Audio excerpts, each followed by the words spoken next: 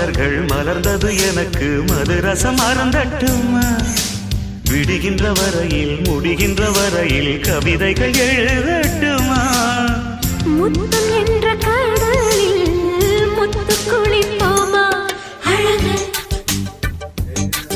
அழகு ஓ நீ நடந்தால் நடையழகு அழகு நெருங்கி வரும் இடையழகு அழகு வேலெறியும் விழியழகு